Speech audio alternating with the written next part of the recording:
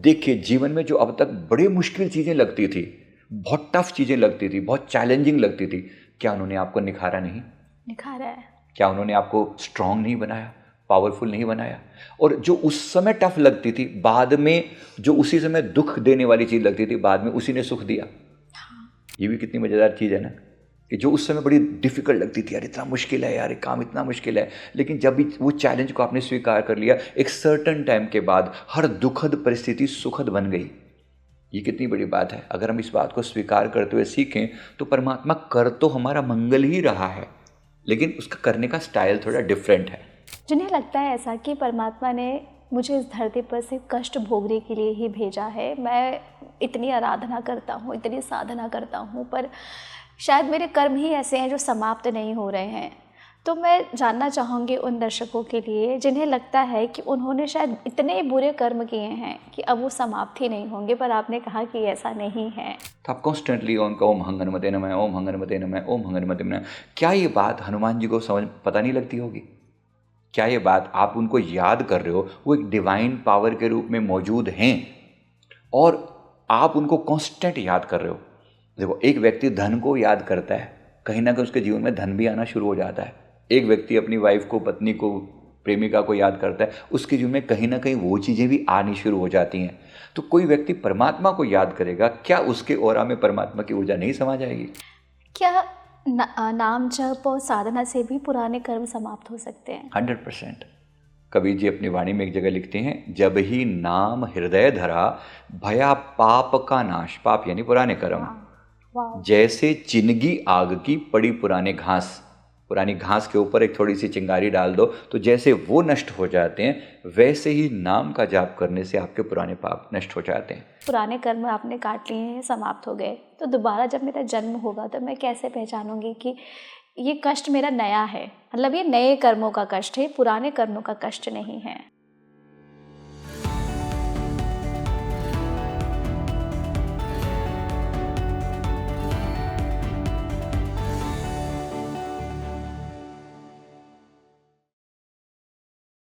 Hello and welcome to Speaking Tree. मैं सोनी भारद्वाज आप सभी का स्वागत करती हूँ। देखिए, आज का ये जो पॉडकास्ट है ये सिर्फ उन लोगों के लिए है जिन्हें लगता है कि वो जीवन में जो भी दुख भोग रहे हैं, जो भी कष्ट उनका पीछा नहीं छोड़ रही हैं, चाहे वो मंदिर, मस्जिद या किसी भी भगवान के द्वार में जाए, उनकी शिकायत हमेशा अपने ईश्वर से यही रहती है कि आपने इस दुनिया में हमें कष्ट देने के लिए ही क्यों भेजा है। यदि आप जानना चाहते हैं ना कि यदि आप अपने पुराने कर्मों को काट रहे हैं तो आपको कैसे पता चलेगा और किस प्रकार आपके पुराने कर्म अब समाप्त हो रहे हैं, ये आप कैसे जानेंगे। देखिए, इस पॉडकास्ट में हमने बात किया है कि एक इंसान जब जन्म लेता है तो वो अपने कई कर्मों को भी साथ में लेकर आता है और यहीं पे उसे काटना होता है, उसे भोगना होता है।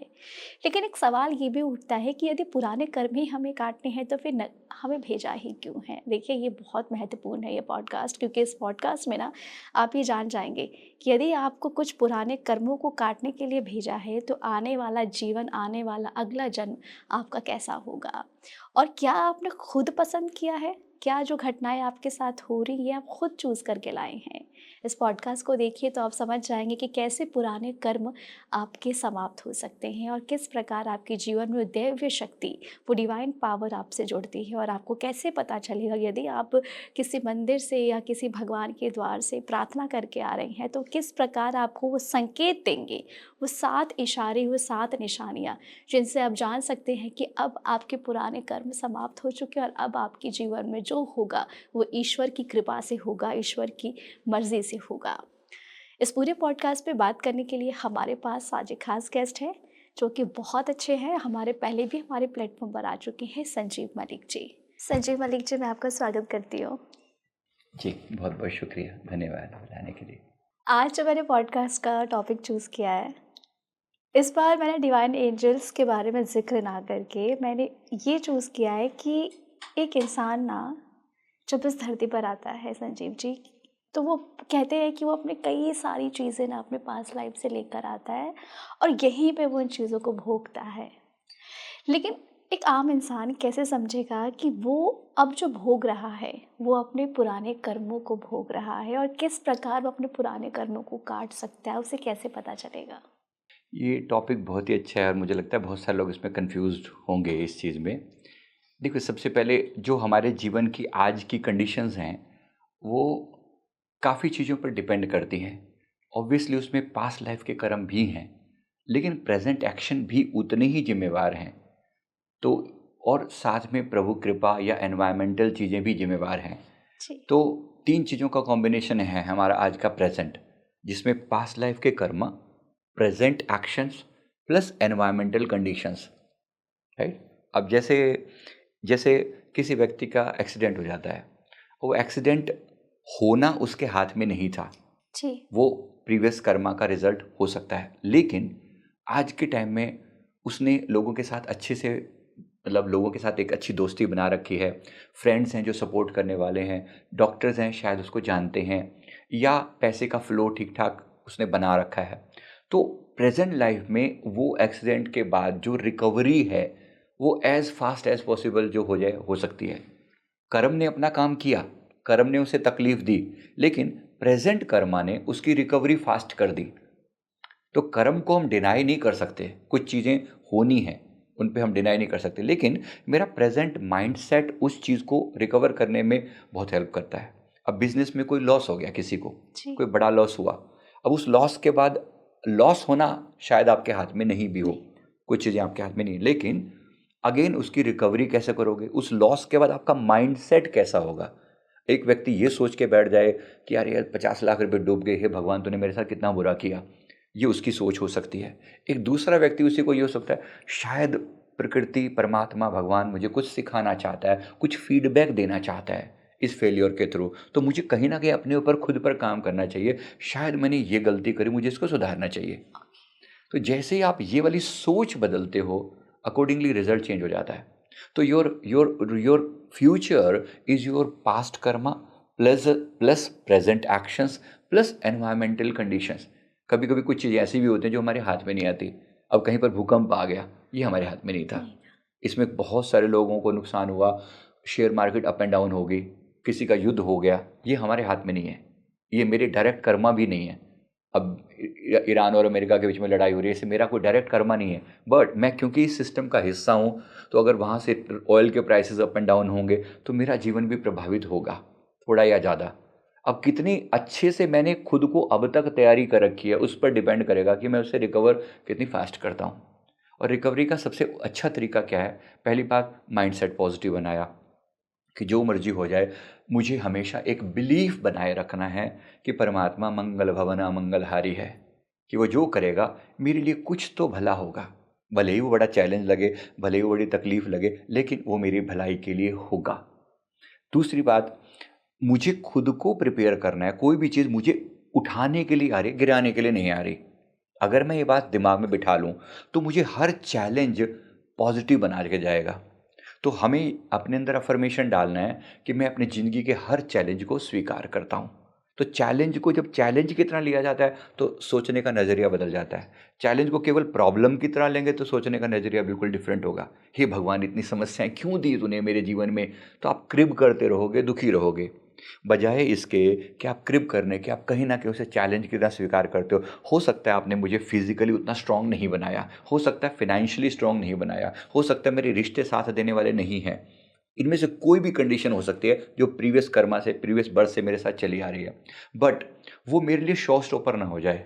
अगर मैं उससे जितनी फास्ट रिकवरी कर सकता हूँ वो मेरा प्रेजेंट माइंड सेट है, और एक भरोसा परमात्मा के ऊपर कि जो भी परमात्मा करेगा वो मेरे लिए मंगल भवन मंगलहारी होगा। मतलब ये सोचना कि जो होगा मेरे लिए मंगलमय होगा। मैं आपके दर्शकों से और आपसे भी सवाल ये कहना चाहता हूँ कि आप देखिए, जीवन में जो अब तक बड़ी मुश्किल चीज़ें लगती थी, बहुत टफ चीज़ें लगती थी, बहुत चैलेंजिंग लगती थी, क्या उन्होंने आपको निखारा नहीं? निखारा है। क्या उन्होंने आपको स्ट्रांग नहीं बनाया, पावरफुल नहीं बनाया? और जो उस समय टफ लगती थी, बाद में जो उसी समय दुख देने वाली चीज़ लगती थी, बाद में उसी ने सुख दिया। ये भी कितनी मज़ेदार चीज़ है ना, कि जो उस समय बड़ी डिफ़िकल्ट लगती थी, यार इतना मुश्किल है, यार ये काम इतना मुश्किल है, लेकिन जब भी वो चैलेंज को आपने स्वीकार कर लिया, एक सर्टन टाइम के बाद हर दुखद परिस्थिति सुखद बन गई। ये कितनी बड़ी बात है। अगर हम इस बात को स्वीकार करते हुए सीखें तो परमात्मा कर तो हमारा मंगल ही रहा है, लेकिन उसका करने का स्टाइल थोड़ा डिफरेंट है। संजीव जी, लेकिन एक बात है कि कई ऐसे भक्त हैं जो जिन्हें लगता है ऐसा कि परमात्मा ने मुझे इस धरती पर सिर्फ कष्ट भोगने के लिए ही भेजा है। मैं इतनी आराधना करता हूँ, इतनी साधना करता हूँ, पर शायद मेरे कर्म ही ऐसे हैं जो समाप्त नहीं हो रहे हैं। तो मैं जानना चाहूँगी उन दर्शकों के लिए जिन्हें लगता है कि उन्होंने शायद इतने बुरे कर्म किए हैं कि अब वो समाप्त ही नहीं होंगे, पर आपने कहा कि ऐसा नहीं है, होंगे। तो एक आम इंसान किस प्रकार जाने कि वो अपने बुरे कर्मों को ही काट रहा है और अब जो समय आएगा वो उसका अच्छा समय आएगा। तो पहली बात तो ये स्वीकार करना बहुत इम्पोर्टेंट है कि केवल जो भी मैं हम केवल हम अपने बुरे कर्मों को नहीं काट रहे। मैं फिर कह रहा हूँ, accept it as a challenge. मान लो भगवान का कंसेप्ट ना होता एक मिनट के लिए, अब पूरा वेस्टर्न वर्ल्ड, पूरे अमेरिका यूरोप वाले भगवान को नहीं मानते, बहुत से लोग नहीं मानते। ना मानने वालों के लिए वो लाइफ कैसी होगी? क्या वो सिर्फ क्रिब करते रह जाते हैं? नहीं। क्या उनके जीवन में सारे दुख ही होते हैं? नहीं, ऐसा नहीं है, बिल्कुल भी नहीं है। वो उसे चैलेंज की तरह स्वीकार करते हैं। बहुत से लोग ऐसे हैं जो जानते हैं कि मेरे जीवन की हर परेशानी कहीं ना कहीं मुझे सुधार रही है। तो मैं फिर कह रहा हूँ, पहली चीज़ अपना माइंड सेट जरूर चेंज कीजिए। आप शिकायत मोड में रहेंगे और ये सोचते रहेंगे कि प्रभु ने मेरे लिए सारे कष्ट ही लिखे हैं, सॉरी, फिर आप प्रभु को समझ नहीं पाए। प्रभु परमात्मा का जो कंसेप्ट है, उनके लिए एक शब्द इस्तेमाल होता है, सत्यचित आनंद। वो परमात्मा जो सत्य स्वरूप है, वो परमात्मा जो आनंद स्वरूप है, वो परमात्मा जो चैतन्य स्वरूप है। और मैं यहाँ पर एक चीज़ और जोड़ता हूँ, वो मेरा डिवाइन फादर है, वो मेरा पिता है। अगर मैं उसे अपना मानता हूँ, एक भक्त जब उसे अपना मानता है, अब सोचिए, मेरे पापा मुझे स्ट्रॉन्ग बनाने के लिए मुझे कुछ चैलेंज देते हैं और कभी कभी मेरी पीठ को थपथपाते भी हैं, कभी कभी हो सकता है जोर से थप्पा भी दे देते हों, ये कहने के लिए कि बेटा तू आगे बढ़। अब मैं उनकी थपकी को गुस्सा समझ के नाराज होकर बैठ, पापा ने मुझे मारा, आपकी मर्जी।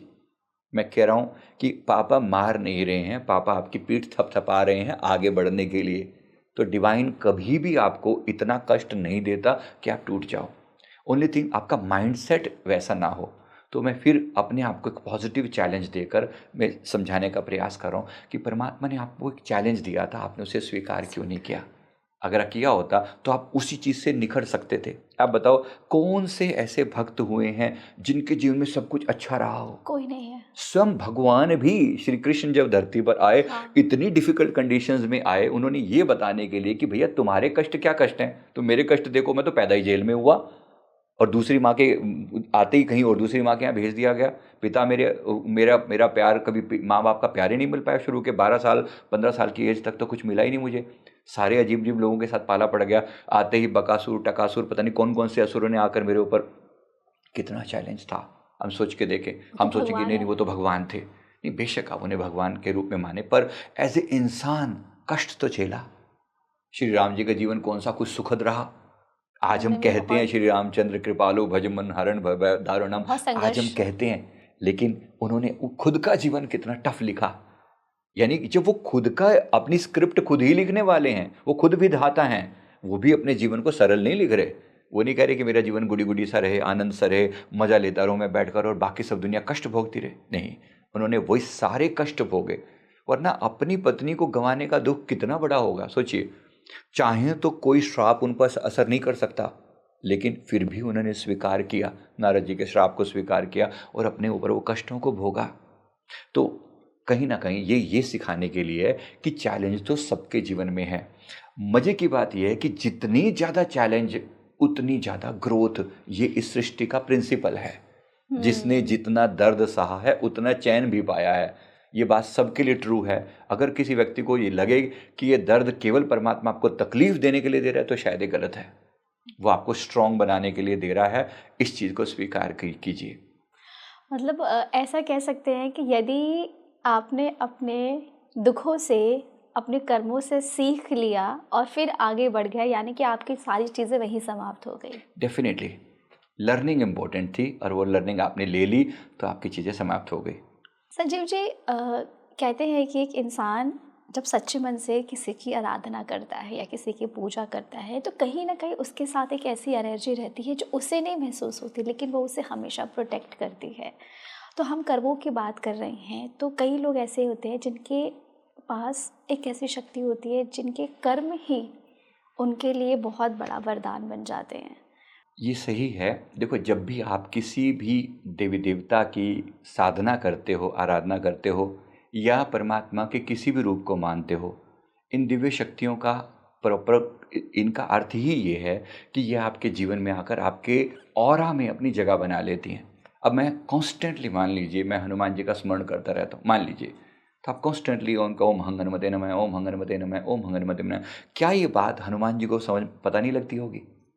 क्या ये बात आप उनको याद कर रहे हो, वो एक डिवाइन पावर के रूप में मौजूद हैं और आप उनको कांस्टेंट याद कर रहे हो। देखो, एक व्यक्ति धन को याद करता है, कहीं ना कहीं उसके जीवन में धन भी आना शुरू हो जाता है। एक व्यक्ति अपनी वाइफ को, पत्नी को, प्रेमिका को याद करता है, उसके जीवन में कहीं ना कहीं वो चीज़ें भी आनी शुरू हो जाती हैं। तो कोई व्यक्ति परमात्मा को याद करेगा, क्या उसके ऑरा में परमात्मा की ऊर्जा नहीं समा जाएगी? पूरी जरूर समा जाएगी। और बस वही ऑरा में भगवान आपके जगह बना लेते हैं।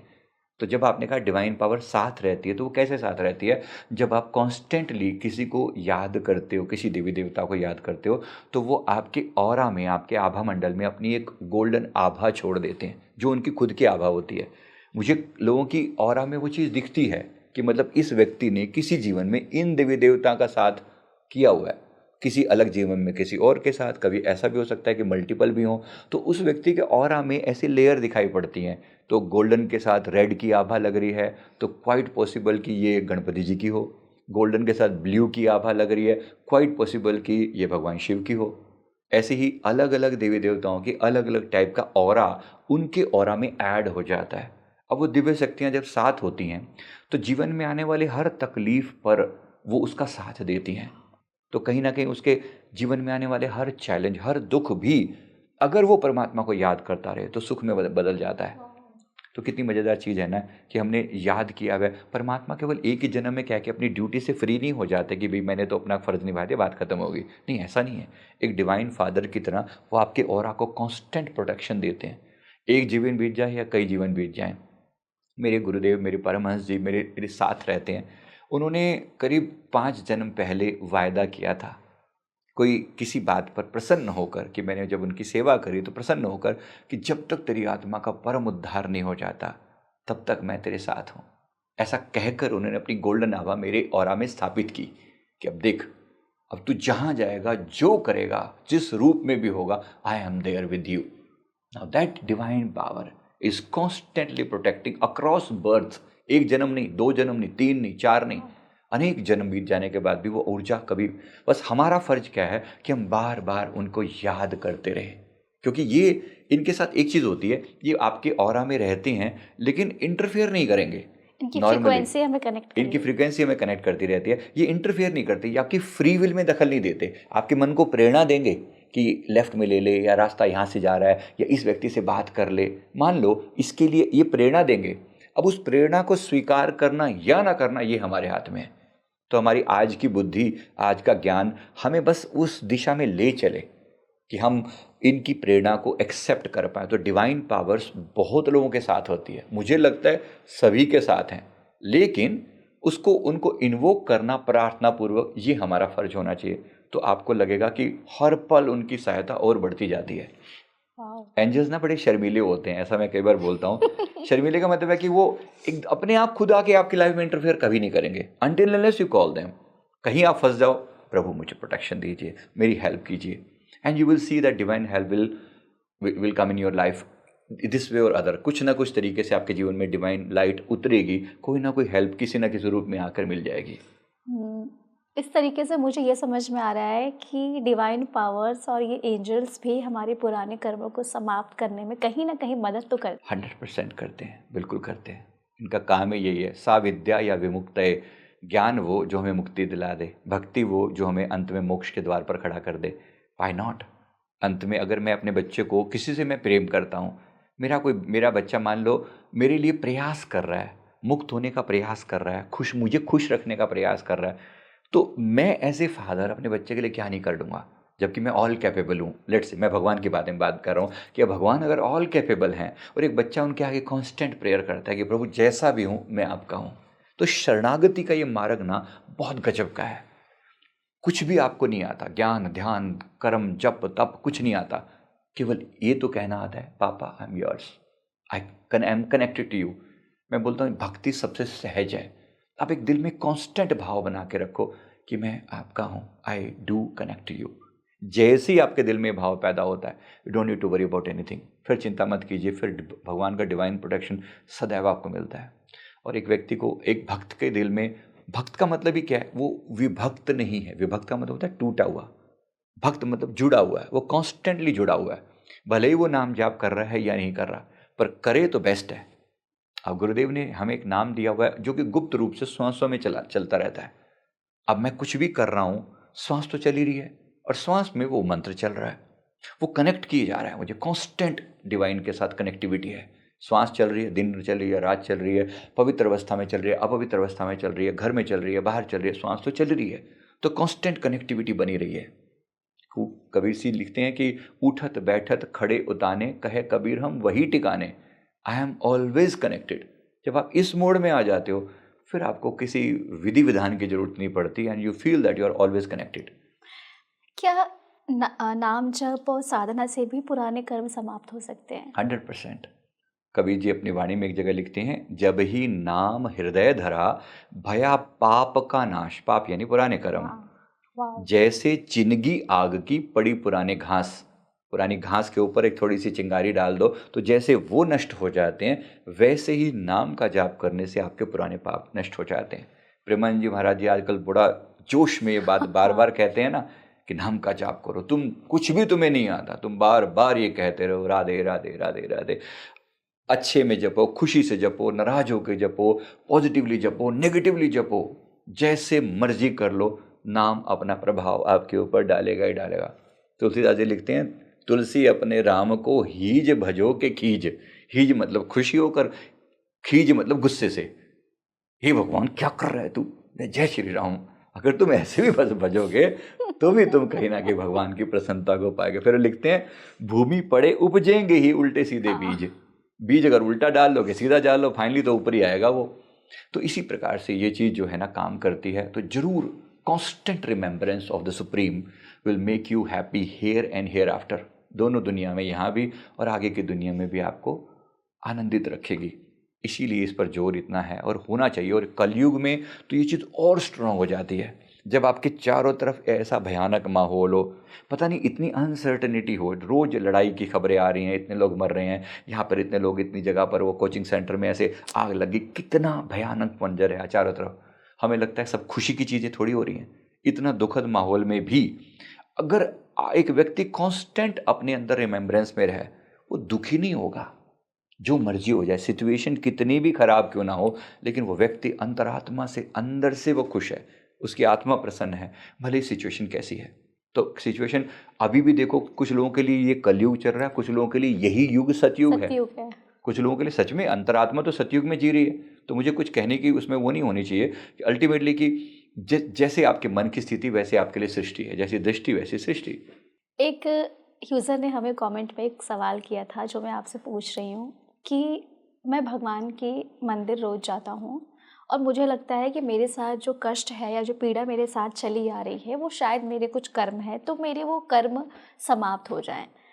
पर वो इंसान जानना चाहता है जब वो दर्शन करके, तीर्थ यात्रा करके वापस आता है, तो उसको ऐसे क्या संकेत ईश्वर देंगे छोटी मोटी आम जिंदगी में कि अब तुम्हारा समय बड़ा परिवर्तन की ओर आ रहा है? जब भी आपके जीवन में ऐसा लगने लगे कि कष्ट बहुत ज़्यादा हैं, तो आप कुछ संकेतों को फील कर सकते हैं। पहली बात, आपको डिवाइन नंबर दिखने शुरू हो जाते हैं, जैसे 111 222 या 1122 या कोई रिपीट होता हुआ नंबर आपको कहीं पे भी दिखेगा। एंजेलिक साइन बोलते हैं आप इन्हें। जो एंजेलिक साइन का दिखना मतलब अब आपका पॉजिटिव टाइम आने वाला है, पहली बात। दूसरा, बार बार मंदिरों की घंटी या कोई पॉजिटिव संकेत मिलते हैं और आपका ध्यान भी जाता है। सडनली आप बात कर रहे थे, एकदम से मंदिर की बेल्स बजनी शुरू हो गई, या बात करते करते कोई चीज़ आपने कही और ऐसा लगा कि मतलब कोई पॉजिटिव संकेत, सीढ़ियों के चहचहाने की आवाज़ आ गई, या किसी व्यक्ति ने कोई खुशखबरी वाली कोई पॉजिटिव सी बात कह दी, तो वो एक संकेत होता है कि आपका टफ टाइम अब समाप्त होने वाला है। इसके साथ साथ कभी कभी ड्रीम्स में बहुत पॉजिटिविटी आने लगती है, कभी कभी कुछ और एंजेलिक साइन भी मिलने लगते हैं, जैसे किसी खुशबू का आ जाना, पॉजिटिविटी की फीलिंग होती है कि जैसे लगता है जैसे जहाँ पर कोई सोर्स नहीं है किसी फ्रेग्रेंस का, लेकिन वहाँ भी आपको फ्रेग्रेंस आ रही है। तो प्रकृति की तरफ से साइन होता है कि अब आपका टफ टाइम जो है वो हटने वाला है। और जीवन में कहीं ना कहीं आपकी अंदर की जो हताशा थी, निराशा थी, वो अपने आप गायब होने लगती है। भले ही सत्संग मिल जाए, कोई पॉजिटिव लोग आपके जीवन में आने शुरू हो जाएंगे, तो जब भी कुछ शुभ होने वाला होगा तो शुभ लोग आपके जीवन में जरूर आएंगे। ये बहुत इंपॉर्टेंट है और होना भी चाहिए, और सम्मान करना उन लोगों का जो आपके जीवन को ऊंचा उठाने के लिए आते हैं। तो भले ही ये लोग थोड़े समय के लिए आपके जीवन में आएँ, लेकिन आपको उठाकर ही जाते हैं, आपके जीवन में कुछ पॉजिटिव चेंज ला कर ही जाते हैं। तो ऐसे लोगों का सम्मान हमेशा करना चाहिए। और माता पिता और बड़ों के प्रति जो व्यक्ति झुका हुआ है, उसके लिए टफ टाइम भी टफ नहीं रहते। जो ईजी अच्छे टाइम है वो तो अच्छे होते ही होते हैं, लेकिन टफ भी उन्हें टफ नहीं रहते। और मैं फिर कह रहा हूँ, अगर कहीं अटक जाओ, लास्ट सहारा फिर वही, हर वक्त सुबह सुबह उठ के आप परमात्मा की तरफ, आकाश की तरफ बाहें फैला के कह दो, हे प्रभु मैं तेरा हूँ। भले ही आपको कुछ ज्ञान ध्यान जप तप ना आए, लेकिन ये याद रखना कि I belong to you, I belong to you. जिस व्यक्ति को ये याद है, उसके लिए कष्ट भी उसके जीवन का उद्धार करने वाले हो जाएंगे। इसलिए भूलना नहीं हमेशा। एक सवाल है मेरे मन में ही उठ रहा है, तो मैं आपसे पूछ रही हूँ कि ऐसा कहते हैं कि आत्मा वही रहती है, आपका शरीर बदल जाता है जब आप दोबारा जन्म लेते हैं। तो हमने जो कर्म किए हैं, जाहिर सी बात है कि वो कर्म भी हम दोबारा नेक्स्ट जन्म में लेकर आएंगे जी।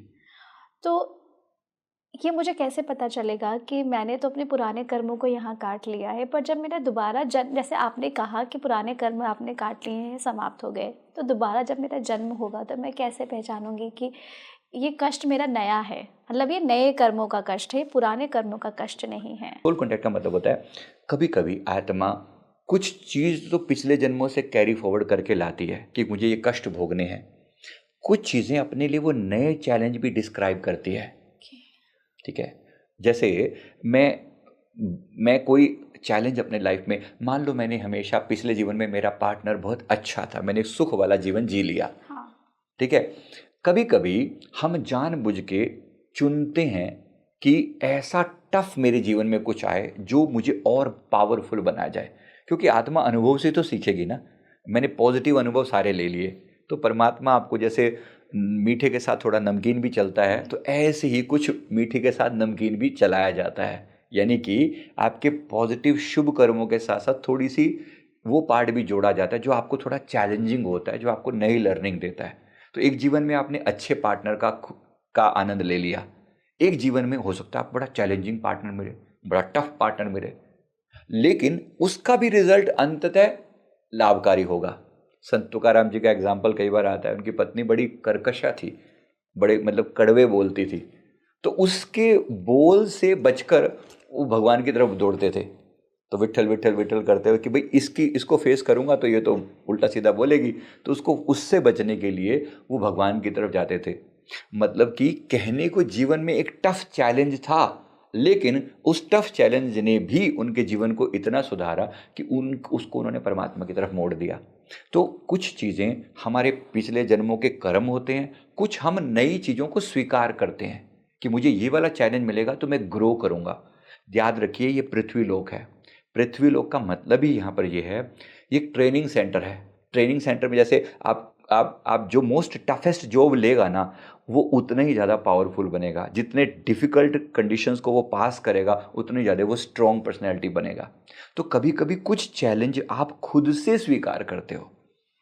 ठीक है, कुछ बातें पिछले जन्मों से कैरी फॉरवर्ड भी आके होती हैं, और कुछ बातें आप परमात्मा से प्रार्थना करके लेते हो कि मेरे जीवन में कुछ ऐसा चैलेंज दो जिससे मैं इस फील्ड में ग्रो कर पाऊँ। इसीलिए वो प्रेजेंट लाइफ में आती है। इसीलिए वो प्रेजेंट लाइफ में आता है। परमात्मा को कोई शौक नहीं है आपके जीवन में कुछ भी देने का। परमात्मा चाहता तो आपको न्यूट्रल रख सकता था कि जाओ कुछ मत करो, पड़े रहो, up to you, no problem. परमात्मा को इससे कोई दिक्कत नहीं है। चॉइस हमारी थी, चॉइस हमारे हाथ में है। बहुत से लोग ऐसे जो पढ़े भी रहते हैं पर उन्होंने जीवन ऐसे ही मांगा हुआ है। आपने वो किसी राजा के बारे में एक स्टोरी सुनी हो, वो उन्होंने बस बहुत ज़्यादा वो लंबा समय बीत गया, उनको नींद नहीं मिली थी। उन्होंने फाइनली भगवान से नींद मांगी कि मैं लंबे समय तक सोता रहूं, आपकी मर्जी। आपकी मर्जी। बाद में जब उनकी आंख खुली तो मुचकुंद राजा की एक कथा आती है, और बाद में काले वन का वध किया था, याद थोड़ा बहुत वो याद होगा, सब श्री आपको, कृष्ण जी के हाँ समय में जब जी, उन्होंने जाके आंख खोली थी तो काले वन उनके सामने खड़ा हो गया था और सामने, भस्म हो गया था। याद दिलाने के लिए कि किस पर उन्होंने क्या मांगा परमात्मा से। अब ये भी आप ही ने मांगा कि भाई ठीक है मैं सोता रहूं, तथास्तु। उसका भगवान के परिणाम भी पास तो मिल कोई गया। दिक्कत नहीं है ना, भगवान के पास कोई दिक्कत नहीं है, उनके पास अनंत है। आप बताओ आप क्या चाहते हो, बस अपनी फ्रीक्वेंसी को वैसा बना लो जैसा आप होना चाहते हो। एक चीज याद रखो, वो डिवाइन फादर है। जब आप, एक भक्त की भाषा क्या है, प्रेम की भाषा है, लविंगली भाषा। वो अपने पापा के कह के याद करता है, लविंग होकर याद करता है अपने प्रभु को, कि वो मेरे बारे में हमेशा अच्छा ही सोचेंगे क्योंकि वो मेरे फादर है, कि वो मेरी मदर हैं, या आप उसको किसी रूप में मान सकते हो। तो वो, मैं कह रहा हूँ आप ये वाली भाषा शुरू करो, आपको भगवान कभी भी दूर नहीं लगेंगे। ये जीवन का चैलेंज कभी आपको टफ नहीं लगेगा। देखिए एक बात तो मुझे बहुत समझ में आई कि जीवन में जो भी परिस्थितियाँ हैं, जो भी घटनाएं हमारे साथ होती हैं, कहीं ना कहीं वो भगवान ही हमें बताते हैं कि आपको आगे किस तरीके से चलना है, और वो पसंद भी हम ही करते हैं, वो चूज़ भी हम ही करते हैं। और इस चीज़ से एक बात तो आप समझ जाइए कि आपके कर्म तभी समाप्त होंगे जब आप उन कर्मों को समझकर, उनसे सीख लेकर आगे बढ़ेंगे। तभी आपके नए कर्म शुरू होंगे और आपको पता चलेगा कि अब आप क्या आगे करने वाले हैं। संजीव जी, एक और मोस्ट इम्पॉर्टेंट बात ये आती है कि अगर मान लीजिए कि मैंने भगवान में अपनी पूरी साधना लगा दी है और सब कुछ मैंने झोंक दिया है, पर कहते हैं ना कि जब आपकी मृत्यु होती है, उसके अंतिम क्षण में जो भी आपके दिमाग में चल रहा होता है, वही लेकर आप नेक्स्ट जन्म में आते हैं। तो अगर मैं चाहूँ कि मेरे को अंतिम क्षण में यही सोचना है, वो पॉसिबल नहीं है। बट कई लोगों के साथ ना बहुत अच्छा होता है जब वो अंतिम क्षण में सोचते हैं। तो क्या उनके पास भगवान ने उन्हें पसंद किया होता है? देखो, इसके लिए वास्तव में तो अंतिम समय हमारे अपने हाथ में तो नहीं है, लेकिन जीवन भर की जो प्रैक्टिस करी है वो हमारे हाथ में है। अब एक व्यक्ति कॉन्स्टेंटली भगवान को याद करता रहता है, तो वो याद की उसे प्रैक्टिस हो गई है, कांस्टेंट चैंटिंग चल रही है उसकी, तो उसे प्रैक्टिस हो गई है। हम सब प्रैक्टिस कर किस ले रहे हैं, इसीलिए तो कि अंतिम समय में भी याद करके बैठा जाए, है ना। भजन भी वो कि इतना तो करना स्वामी जब प्राण तन से निकले, गोविंद नाम लेकर तब प्राण तन से निकले। एक प्रार्थना भी होती है भक्त की, हो सकता है मैं गलती कर दूं, हो सकता है मैं किसी रूप में मुझे याद ना रहे भगवान आपकी, तो आप कृपा कर देना, मेरे लिए वैसा माहौल क्रिएट कर देना कि मेरे प्राण जब निकलने वाले हों तो आप सामने आ जाना। अब वो क्या बोलते हैं, श्री गंगा जी का तट हो, यमुना का वंशीवट हो, मेरा सांवरा निकट हो जब प्राण तन से निकले। अब ये प्रार्थना है। और फिर कहते हैं, एक भक्त की है अर्जी, खुद गर्ज की है गर्जी, आगे तुम्हारी मर्जी जब प्राण तन से निकले। बात बड़ी सिंपल है, लेकिन वो अपनी बात तो कह रहा है कि प्रभु मैं हो सकता है गड़बड़ कर दूं, हो सकता है मैं भूल जाऊं, लेकिन आप तो याद रख सकते हो ना।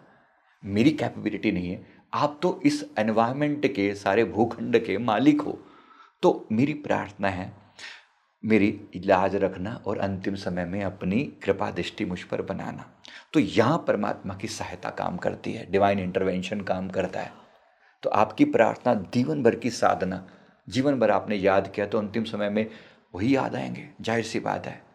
इसलिए हम सारी तैयारी वही कर रहे हैं। हमारे गुरुदेव हमें श्वास श्वास की साधना बताते हैं, अजप आ जाप बोलते हैं। एक ऐसा जाप जो स्वतः चलता है, श्वास चल रही है, श्वास के साथ जाप चल रहा है, याद बनी हुई है अंतर में। तो ये प्रयास ही तो है जो वहाँ पर लेकर जा रहा है। मान लो बाय एनी चांस, हो सकता है मेरा ध्यान भटकने वाला हो सकता है मेरी एक्सीडेंट में मृत्यु लिखी हो, वो मेरे हाथ में नहीं है, मृत्यु कहाँ होगी। लेकिन परमात्मा का ये फर्ज बन जाता है कि मुझे कैसा भी हो, मुझे अंतिम समय में उनकी याद आए, that he will make sure. Condition मेरे हाथ में नहीं है, लेकिन ये मेरे हाथ में ज़रूर है कि मुझे कहीं ना कहीं मेरे अंतिम समय में आखिर के 10-15-20 मिनट या एक दिन पहले या 2 दिन पहले या 10 दिन पहले मेरे मन में याद बिठा दी जाए अपनी। तो ये तो मांग रखी जा सकती है, and this is what we do. एक भक्त क्या करता है, मांगता है, यही मांगता है कि उसे याद मिली रहे, याद बनी रहे। और याद में ही याद है तो आबाद है, वो कनेक्टेड ही तो है। मैं नहीं कह रहा हूँ कि अपने काम काज छोड़ के बैठ गया, बट अंतिम समय में तो जब आपके पास कुछ भी नहीं होगा, तब आप किसको याद करोगे? अपने घर वालों को याद करोगे, परिवार को, रिश्तेदारों वालों को क्या करोगे? या फिर पहले से उनको, आपने खुद को सबके साथ धीरे धीरे डिटैच कर लिया है, और कर ही लेना चाहिए। ये तो सभी को पता है ना कि यहाँ से सबने जाना है, और जब जाना ही है तो तैयारी अभी से कर लो। जैसे पराए घर में हम जाते हैं, भले ही जैसे जैसे 3-4 दिन के लिए हम किसी के घर में रहने के लिए गए मान लीजिए, तो सामने वाला बड़ा वेलकम करता है, बड़ा स्वागत करता है ना, शायद अपने लिए भी नहीं करता होगा जितना आपके लिए करता है। कि खातिरदारी देखो अच्छी ये होती घर है। आपका है, ये रूम आपका है, ये बेड आपका है, चादर, ये वो सब चीज़ें आपको दे रहा है, हर जी। बेस्ट फैसिलिटी दे रहा है। आप उन चीज़ों का उपयोग करते हो, लेकिन ये समझ के थोड़ी करते हो कि ये सब मेरा है। देखो अब तो मैं तो मालिक हो गया सर। मालिक नहीं होना, मालिक आप नहीं हो, मालिक वही है, लेकिन आप यूज़ कर रहे हो। जब आप यूज़ करते हो तो आप फंसते नहीं हो, बस इतनी सी बात है। अब मान लो वही व्यक्ति जो अभी तक आप उसके घर में रह रहे थे, उसने बड़ा आदर किया, 3-4 दिन बाद जैसे आपने डिसाइड किया था, अब आपसे जाने लगे भाई चलो अब चलते हैं, वो बड़े प्यार से आपको विदा करेगा। लेकिन मान लो जाते जाते आपने कहा कि चलो, आपने कहा था ना कि ये चादर मेरी है, तो मैंने चादर लपेट के अपने उसमें डाल ली, अब क्या होगा? अब वही व्यक्ति जो आपका इतना सम्मान कर रहा था, आपने वहाँ की चादर वादर भी, आपने तो कहा था ये मेरी है, तो मेरी मैंने है। सारी चादर वादर सब लपेट के उसमें डाली, मैं तो लेके जा रहा हूँ। अब वही व्यक्ति आपका कितना अपमान करेगा आप सोच सकते हो। बहुत तो खूब। गड़बड़ कहाँ हुई? आपने चीज़ों को अपना मानना शुरू कर दिया। परमात्मा ने ये सब चीज़ें आपको उपयोग में दी हैं, लोग दिए, रिश्ते दिए, प्यार दिया, पैसा दिया, सब यूज़ करो, बट इतने प्यार से कि जब विदा करना पड़े, छोड़ना पड़े, तो पहले से तैयारी रखना। जैसे आप पराए घर में जाकर पहले से इस तरीके से भोगते हो कि भाई ये तो जाने वाली चीज़ें हैं, टेम्परेरी हैं, तो अपना समझ के मत बैठ जाना।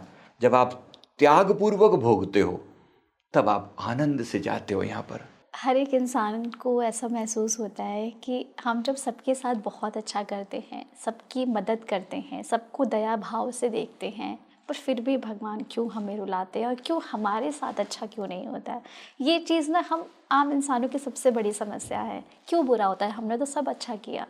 एक बार मैं यहाँ क्लियर करना चाहता हूँ, बुरा शब्द यूज़ मत कीजिए। आम तौर पे लोगों के साथ दिक्कत ये है, जिसको वो बुरा कह रहे हैं, मैंने पहले ही कहा, हो सकता है वो चैलेंज आपने खुद ही स्वीकार किया हो, किया होता है।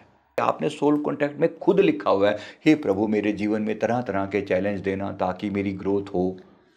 ये आप खुद लिख के आते हो, नीचे आपके सिग्नेचर होते हैं। आपकी और आपके स्पिरिट गाइड के बीच में एक कॉन्ट्रैक्ट जैसा होता है कि भाई धरती पर जा रहे हो, लिमिटेड टाइम दिया जा रहा है, लिमिटेड रिसोर्सेज दिए जा रहे हैं, साधन दिए जा रहे हैं, जाना और खूब अच्छे से अपने आप को जानकर इन चैलेंजेस को ओवरकम करके आना। चीज़ें आएंगी, डिफ़िकल्ट आएंगी, पर ये कभी ना भूलना कि मैं सदैव तुम्हारे साथ हूँ, ऐसा भगवान की तरफ से, आपके स्पिरिट गाइड की तरफ से आश्वासन होता है। अब अगर ये बात कोई समझ के पॉजिटिवली चीज़ों के साथ डील करे, तो इन चैलेंज को कभी वो ऐसा नहीं मानेगा कि हे भगवान मेरे ज़िंदगी में कष्ट क्यों दिए। अरे कष्ट अच्छे हैं, शुक्र हैं कि आपके जीवन में कष्ट हैं। सोच के देखिए, जिसके जीवन में लाइन ऊपर नीचे हो रही है तभी तो हार्ट बीट चल रही है ना। जिस दिन ये फ्लैट हो गई, खत्म। हाँ बस, तो आप बताइए किस तरह का जीवन चाहते हैं? ये चाहिए कि अप डाउन चलते अप रहना एंड चाहिए, डाउन। थोड़ा सा होता रहे। धन्यवाद देते रहिए प्रभु, बहुत बहुत शुक्राना। जीवन में आने वाले हर चैलेंज के लिए शुक्राना, बहुत बहुत शुक्राना। हर चैलेंज मुझे निखार रहा है, ये अपने दिमाग में अच्छे से बिठा लीजिए। हर चैलेंज मुझे निखार रहा है, हर दिन मैं पहले से बेहतर हो रहा हूँ। हर चैलेंज मेरी ज़िंदगी को और स्ट्रॉन्ग बना रहा है और पावरफुल बना रहा है, और मैं अपनी लर्निंग लेने के लिए हमेशा तैयार हूँ। इस पॉडकास्ट को एंड करने से पहले मैं चाहूँगी कि आप कोई ऐसी मेडिटेशन टेक्निक बताएं कि जो इंसान खुद से खुद की शिकायत करता है या फिर भगवान से शिकायत करता है, वो थोड़ा सा अपने आप को समझे, अकेले में खुद को महसूस करे और वो एनर्जी को, डिवाइन एनर्जी को महसूस कर सके। परफेक्ट, ज़रूर। देखो इसमें क्या होता है, हम इसको ग्रैटिट्यूड प्रेयर बोलते हैं। जी। बेस्ट ऑफ द बेस्ट चीज़ों में से एक है। सिंपली इसके लिए कुछ कोई बैकग्राउंड बनाने की ज़रूरत नहीं। जब भी आपका मन करे, जहाँ भी मन करे, सुबह शाम दिन रात, कहीं पॉजिटिव नेगेटिव किसी व्यवस्था में, प्यार से थोड़ा अंतर्मन से अपनी आत्मा से जुड़ गए और ग्रैटिट्यूड पे करना शुरू किया। ग्रैटिट्यूड क्या है? हे प्रभु आपका बहुत दिल से शुक्राना, मेरे जीवन में आपने अब तक जो भी अच्छा दिया और जो थोड़ा चैलेंजिंग दिया, उन दोनों को मैं प्यार से स्वीकार कर पाऊँ, इसके लिए मुझे स्ट्रेंथ देना, मुझे ताकत देना। फील करें अपने जीवन में आने वाले हर चैलेंज को आप खुशी से स्वीकार कर रहे हैं। आपने जो भी शरीर दिया, हे प्रभु आपका बहुत बहुत शुक्राना। इस शरीर में भले ही कोई रोग भी हो तो भी आपका बहुत दिल से शुक्राना। मैं शरीर के हर अंग का शुक्राना करता हूँ। मेरे हार्ट का शुक्राना जो दिन रात धड़कता है, मेरी आंखों का शुक्राना जो मुझे संसार को देखने के लिए सुंदर सुंदर दृश्य दिखाती हैं, मेरे कानों का शुक्राना जो संसार की मैं आवाज़ों को सुन पाता हूँ, नाक का शुक्राना खुशबू ग्रहण कर पाता हूँ, मुंह का शुक्राना तरह तरह के खाने पीने की चीज़ों का आनंद ले पाता हूँ, इस पूरी त्वचा का और पूरे शरीर के एक एक अंग का शुक्राना जो मुझे बहुत खूबसूरती से मेरे शरीर को, मेरी अंतरात्मा को बैलेंस करते हैं। मैं अपने जीवन की अपने शरीर के हर अंग का शुक्राना करता हूँ। मेरा शरीर एक स्वस्थ और सुंदर शरीर है, इस बात के लिए आपका शुक्राना। एक प्यारे माता पिता दिए, उसके लिए शुक्राना। अच्छी पढ़ाई लिखाई करवाई, इसके लिए बहुत बहुत शुक्राना। जीवन में आपने जो कुछ भी मुझे टीचर्स दिए, उन सब के लिए शुक्राना। जो अच्छे मित्र दिए, उनके लिए शुक्राना। जिनको अच्छे मित्र नहीं मिले, उनके जीवन में देखिए कितना टफ है। इसलिए मैं उन सब के लिए शुक्राना करता हूँ प्रभु, जो आपने मुझे दिया। मेरे जीवन की हर खुशी के लिए शुक्राना, और मेरे जीवन के हर चैलेंज के लिए भी शुक्राना। मुझे पता है कि आपने अकारण ही मुझे कोई कष्ट नहीं दिया होगा। हे प्रभु, मेरे जीवन में आने वाले हर चैलेंज को मैं स्वीकार करता हूँ। आपका बहुत बहुत धन्यवाद। आपने कुछ लोगों से मेरा सम्मान करवाया, मेरे आत्म गौरव को बढ़ाया। कुछ लोग मुझे इतने प्यारे मिले, उन्होंने मेरे आत्म सम्मान को बढ़ाया। पर कुछ लोग मेरे जीवन में बड़े चैलेंजिंग भी मिले, जिन्होंने मेरा अपमान किया। मैं उनका भी शुक्राना करता हूँ। मैं उनका भी शुक्राना करता हूँ कि उन्होंने मुझे कुछ चैलेंज दिए। भले ही उस समय मुझे बड़ा टफ लगा, लेकिन मुझे पता है उनके अपमान के कारण भी मेरा जीवन ग्रो किया। मैं शुक्रिया अदा करता हूँ। हे परमेश्वर, बहुत दयालु हो आप। मेरे जीवन के हर चैलेंज को मैं स्वीकार करता हूँ। प्रभु, मुझे इतनी स्ट्रेंथ देना, इतनी ताकत देना कि मैं अपने जीवन की हर बात के लिए धन्यवाद कर सकूं। मेरा हृदय प्रेम से भरा रहे। मेरे जीवन की हर डिफ़िकल्टी, हर मुश्किल समय, हर मुश्किल बात, हर मुश्किल लोग, मैं उन्हें स्वीकार कर पाऊँ। आपका दिल से शुक्राना। प्रभु, मेरे जीवन को आप सही दिशा में लेकर जा रहे हैं, इतनी अच्छी गाइडेंस प्रदान कर रहे हैं। आपका बहुत बहुत शुक्राना। आपकी कृपा से मैं मुस्कुरा रहा हूँ। आपकी कृपा से मेरी पर्सनैलिटी ग्रो कर रही है। आपकी कृपा से मेरा जीवन सफल हो रहा है। आपकी कृपा से मैं नाम जाप कर पा रहा हूँ। आपकी कृपा से मुझे ये पॉडकास्ट उपलब्ध हुआ है, जहाँ पर मैं अपनी आत्मा के प्रति जाग पा रहा हूँ। आपकी कृपा से ऐसे अच्छे लोग मिले हैं जो मुझे जगा रहे हैं, जो मेरी अवेकनिंग कर रहे हैं। बहुत दिल से शुक्राना। किसी समय में जो ज्ञान जो है केवल थोड़े से लोगों तक सीमित था, आज वो ज्ञान, दुर्लभ ज्ञान मुझे घर बैठे प्राप्त हो रहा है। इसके लिए शुक्राना। Thank you so much. I am feeling so blessed. बस मेरी इतनी ही प्रार्थना है कि आप सदैव मेरे साथ रहें, और आपकी कृपा से मेरी आत्मा सदैव आनंद में रहे। जीवन की स्थिति कैसी भी हो, लेकिन मेरे मन में आपकी याद बनी रहे, तो इससे मैं सदैव आनंदित रहूँगा। ऐसा मेरा भाव है। बहुत बहुत दिल से शुक्राना। बहुत बहुत दिल से शुक्राना। जीवन के अंतिम समय में आपकी कृपा की और याचना करता हूँ, प्रार्थना करता हूँ कि आप मुझे अपनी कृपा के साए में रखेंगे। जैसे जीवन खूबसूरत बीता है, वैसे मेरी मृत्यु भी खूबसूरत हो, और आपकी याद में अपने जीवन का मैं अंत मेरा हो, लेकिन आपकी याद में मेरा जीवन छूटे, इस भाव के साथ मैं आपके श्री चरणों में प्रार्थना करता हूँ। Thank you so much. Thank you so much with all love and gratitude. अगर आप इस भाव को धन्यवाद देते हुए इसको फील करेंगे, ये छोटी सी प्रेयर आपके जीवन को खुशी से और आनंद से भर देगी। देखिए, आप इस प्रे को ज़रूर करें। ये प्रे ऐसा है ना कि कहीं न कहीं आपको अंदर से खुद महसूस होगा कि जो भी आपके जीवन में समस्याएँ आ रही हैं, घटनाएँ आ रही हैं, वो आप ईज़िली हैंडल कर सकते हैं। और फिर देखिए कैसे आपकी सारी शिकायतें भगवान से अपने आप दूर हो जाएँगी, और आपके कर्म भी समाप्त होने लगेंगे, जो आपके पुराने कर्म हैं। फिर भी यदि आपके कुछ सवाल हैं जो आप संजीव जी से पूछना चाहते हैं, तो हमें कमेंट बॉक्स में कमेंट करें, हम नेक्स्ट पॉडकास्ट में ज़रूर लेकर आएंगे। तब तक के लिए आप सभी का धन्यवाद करती हूँ।